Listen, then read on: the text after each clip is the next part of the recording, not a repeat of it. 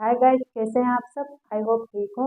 Basic English grammar की एक series की शुरुआत की है मैंने, जिसमें आज हमारा क्लास 17 है। इस क्लास में हम आपका स्वागत करते हैं।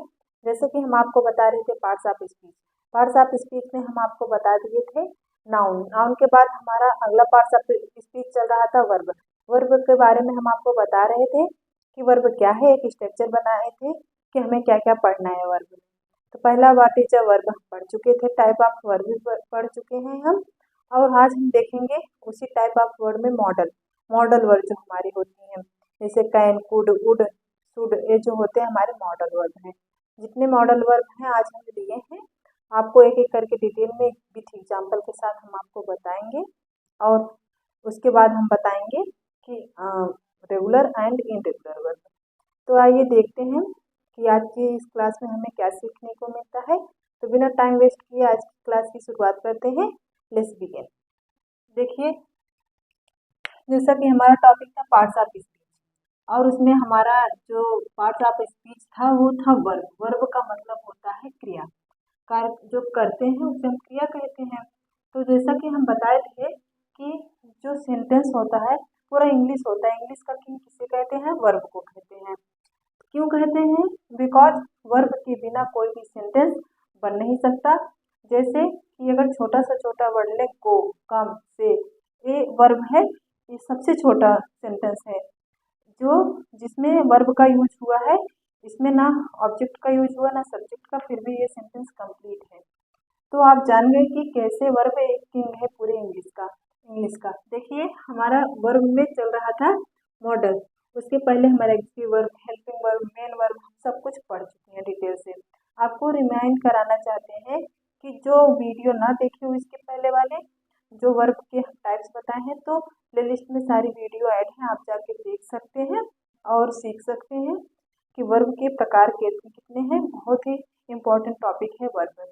अगर वर्ब अच्छे से जान गए तो आपका 80% इंग्लिश क्लियर हो जाएगा, कन्फर्म हो जाएगा, कोई डाउट नहीं बचेगा और आपकी मुट्ठी में हो जाएगा 80% ग्रामर इंग्लिश का। देखिए, मॉडल्स वर्ब कितने होते हैं? तो बहुत सारे होते हैं। देखिए कौन कौन से हैं, आइए देखते हैं मॉडल वर्ब से। देखिए, पहला है हमारा सकना। सकना को हम दो वर्ड से सकना लिख सकते हैं। जिसे कैन माने भी सकना, कुड का भी माने भी सकना होता है। देखिए कैसे। सकना मतलब कोई चीज कर सकते हैं, वो दर्शाता है हमारा कुड और कैन। देखिए, इट कुड बी एनीथिंग, वह कुछ भी कर सकता है, वे कुछ भी कर सकते हैं, इसकी मीनिंग होती है। यहाँ कुड सकना हुआ, कर सकते हैं मतलब पॉसिबिलिटी को दर्शाता है। कुड क्या दर्शाता है? पॉसिबिलिटी को, पॉसिबल है, वो कुछ भी कर सकता है, वे कुछ भी कर सकते हैं। I can speak English. तो यहाँ पर देखिए कैन क्या है? सकना है। और यहाँ क्या दर्शा रहा है कि मैं इंग्लिश बोल सकता हूँ या सकती हूँ। तो ये पॉसिबिलिटी को दर्शा रहा है। आइए देखते हैं अगला। अगला हमारा मॉडल वर्ब क्या है? मे है और माइट है। इसको भी ये मे और माइट भी यूज होता है सकना के लिए। देखते हैं कहाँ। राम मे अराइव लेट। देखिए, यहाँ पर संभावना व्यक्त करने के लिए मे और माइट का यूज होता है। कैन और कुड को पॉसिबिलिटी दर्शाने के लिए कैन और कुड का यूज हम करते हैं। तो क्लियर हो गया। जैसे हम कह रहे हैं कि जो कैन है और कुड है, वो पॉसिबिलिटी को दर्शाता है कि वह कुछ भी कर सकता है। वे इंग्लिश बोल सकते हैं, हम इंग्लिश बोल सकते हैं। तो यहाँ पर पॉसिबिलिटी को दर्शा रहा है। और यहाँ पर मे और माइट सकना के लिए ही यूज हुआ है, लेकिन क्या दर्शा रहा है यहाँ पर? संभावना को, संभावना व्यक्त कर रहा है। जैसे राम में अराइव लेट, राम को आने में लेट हो सकता है, तो संभावना व्यक्त की जा रही है। तो यहाँ पर मे का यूज क्या हुआ? संभावना व्यक्त करने के लिए। यहाँ पर ये मॉडल वर्ब संभावना व्यक्त कर रहा है।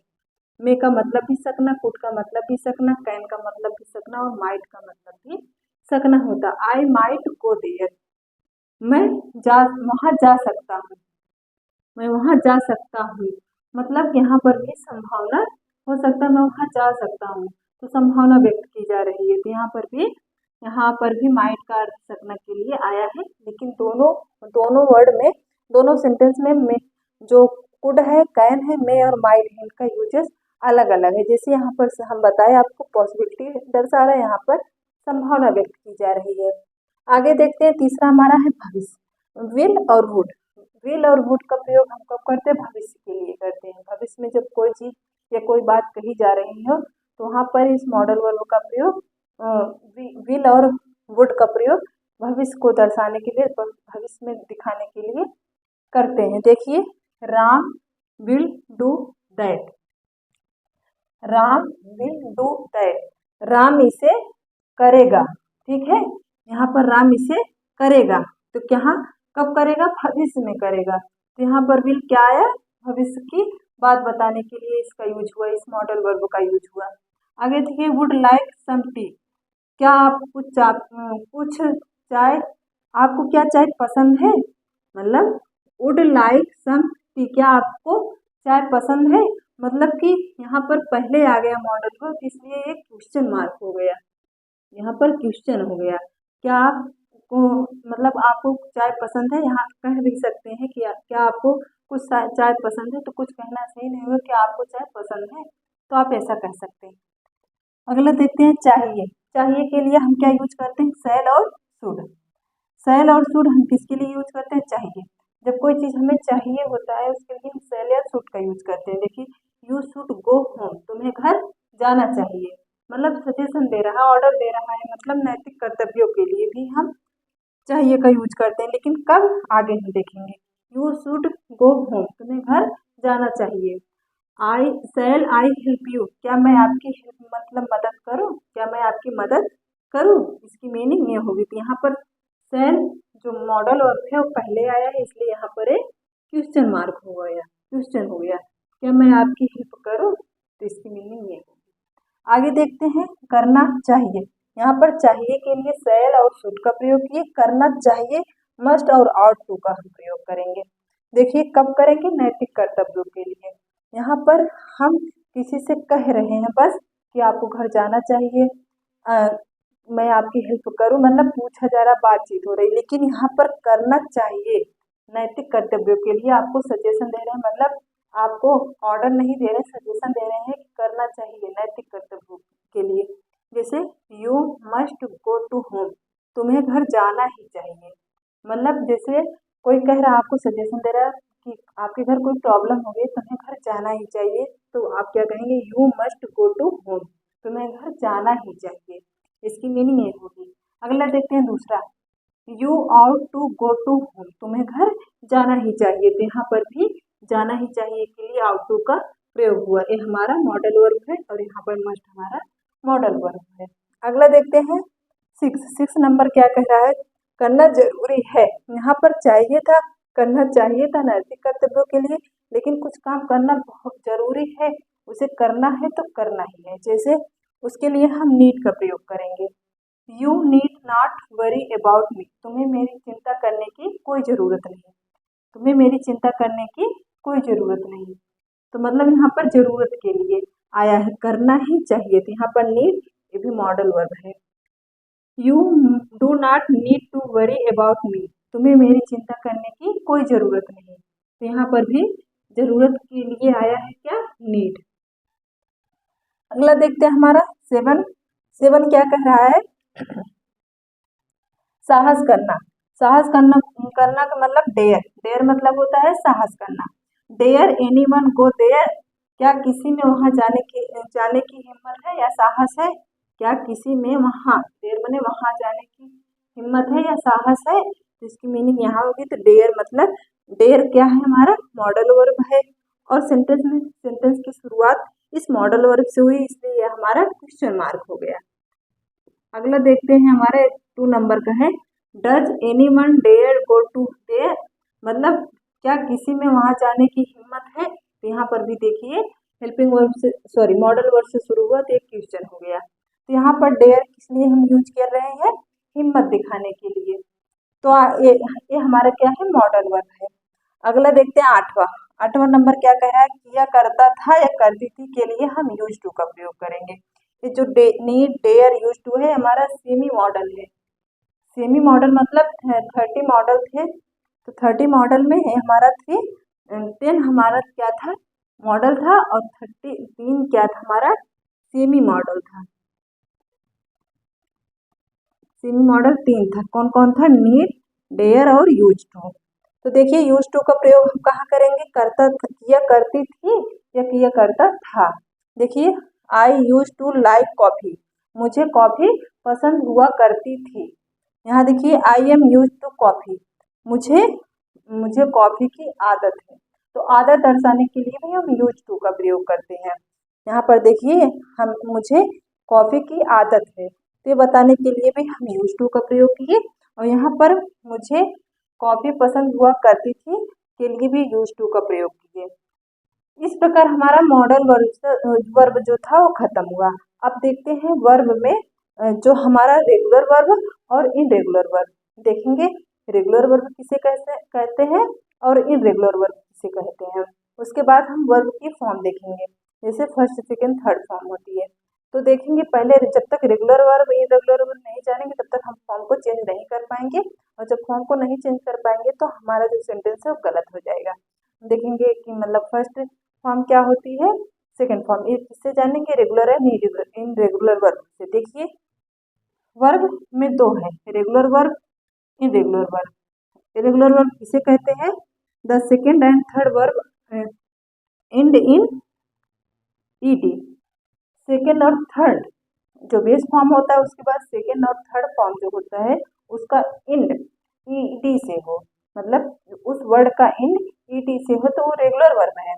और जिस इसके अलावा जितने भी वर्ब हैं जिसका इंड ईडी से ना हो, डिफरेंट तरीके से हो, तो इरेगुलर वर्ब है।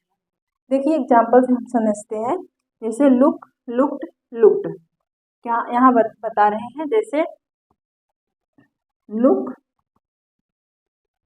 लुक्ड और लुक्ड। तो हमारा देखिए यहाँ पर ईडी से इस वर्ड का अंत हो रहा है, तो हमारा क्या हुआ, ये हमारा रेगुलर वर्ब हुआ, रेगुलर वर्ब हुआ। और देखते हैं हमारा इनरेगुलर वर्ब कौन सा है, हमारा इनरेगुलर वर्ब है जैसे हम पढ़ते आए होंगे, गो, वेंट, गॉन। तो देखिए यहाँ पर जो अंत है ईडी से नहीं हुआ, तीनों फॉर्म का अलग अलग डिफरेंट हुआ, जैसे गो, वेंट, गॉन एकदम अलग है। तो ये हमारा इरेगुलर वर्ब हुआ, इरेगुलर वर्ब हुआ। देखिए और है बाय, बाट, बाट। तो देखिए बाय का सेकंड फॉर्म बाट और थर्ड फॉर्म भी बाट होता है, लेकिन वहां पर देखिए उसका अंत ईडी से नहीं हो रहा है, इसलिए हमारा क्या है, इनरेगुलर वर्ब है। इस प्रकार हम देख लिए कि हमारे मॉडल्स कितने थे, उनके यूज कैसे हैं, और देख लिए वर्ब को रेगुलर वर्ब किसे कहते हैं, रेगुलर वर्ब किसे कहते हैं। तो आपको सिंपली बस जानना है जिस वर्ड का अंत ईडी से हो तो वो हमारा रेगुलर वर्ब है, और जो जिस वर्ड का अंत ईडी से ना हो, डिफरेंट तरीके से हो, वो हमारा इरेगुलर वर्ब है। आगे हम देखेंगे वर्ब की फॉर्म्स को कैसे हम चेंज करेंगे। आप ले लीजिए एक स्क्रीनशॉट, हम लेकर आते हैं आपके लिए वर्ब की फॉर्म्स।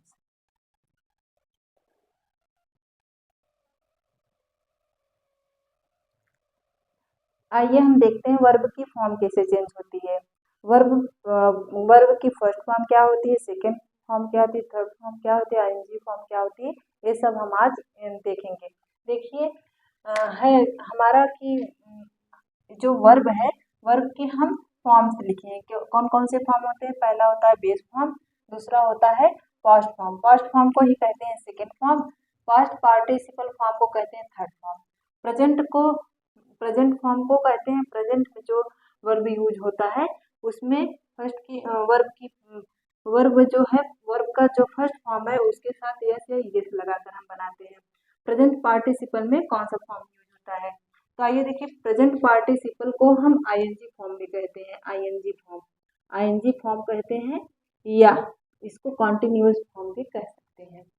देखिए वर्ब हम जो वर्ब आपको बताएंगे आपको उसमें से बताना है कि रेगुलर वर्ब कौन सा है, इरेगुलर वर्ब कौन सा है। हम आपको बताए थे जिस वर्ड का एंड ईडी से हो वो हमारा रेगुलर वर्ब है, और जिसमें अलग हो, ईडी से अंत उसका ना हो, एकदम टोटली अलग हो, तो हमारा क्या है, इनरेगुलर वर्ब है। तो आइए आप पहचान के हमें बताइएगा। देखिए वर्क, वर्कड, वर्कड। देखिए उसका वर्क बेस फॉर्म है, पास्ट में हम क्या यूज करते हैं, सेकेंड फॉर्म में वर्कड, और थर्ड फॉर्म भी वर्कड हमारा है। तो यहाँ पर देखिए ईडी से अंत हुआ, ये हमारा रेगुलर वर्ब है।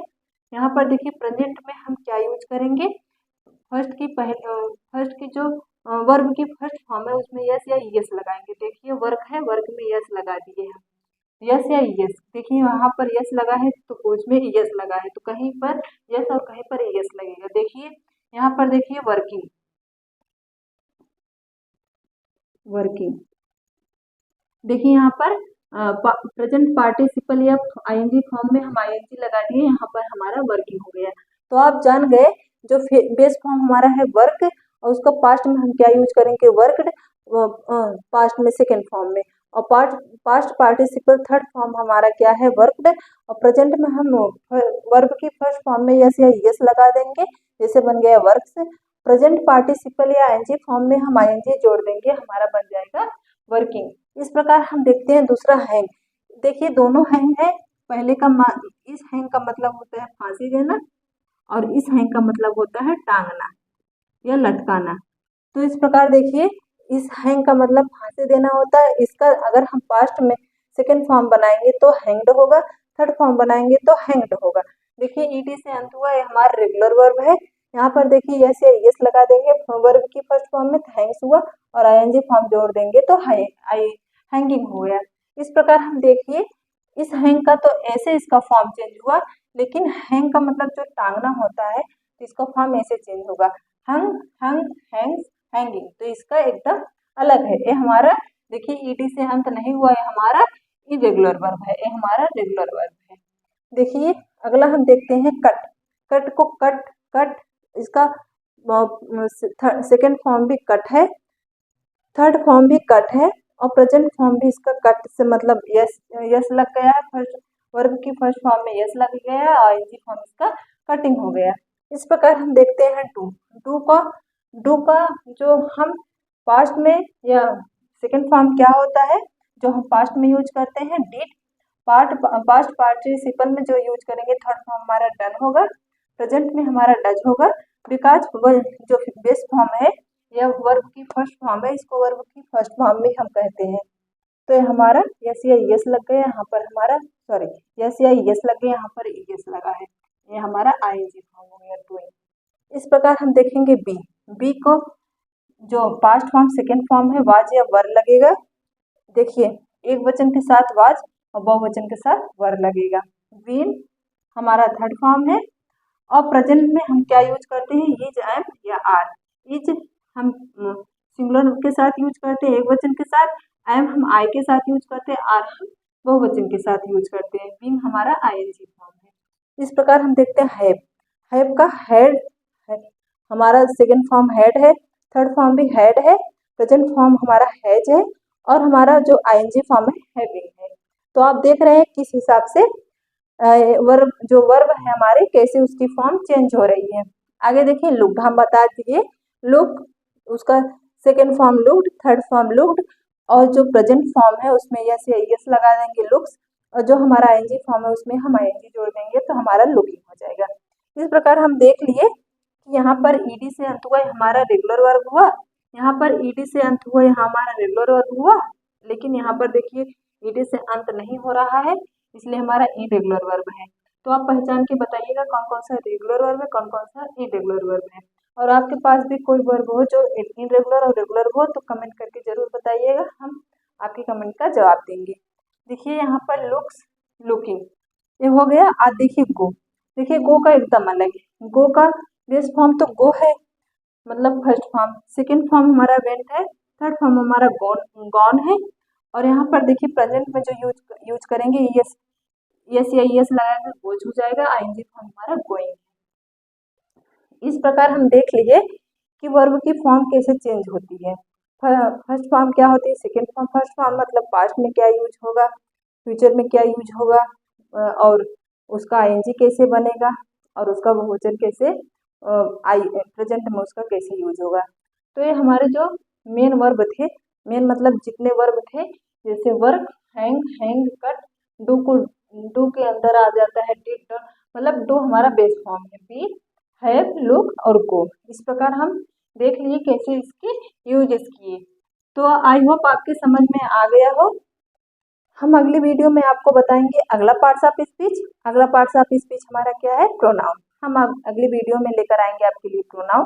प्रोनाउन को हमें डिटेल में पढ़ना है और बहुत ही केयरफुली पढ़ना है। प्रोनाउन भी बहुत ही यूज होता है बिकॉज ये नाउन को रिप्लेस करता है। बार बार सेंटेंस में नाउन ना आए, नाउन का जिक्र ना हो, उसके स्थान पे हम प्रोनाउन का यूज करते हैं ताकि सेंटेंस को पढ़ने में सुविधा भी हो और अच्छा भी लगे। तो आज की वीडियो यहीं पर ख़त्म करते हैं। मिलते हैं हम अगली वीडियो में, तब तक के लिए धन्यवाद।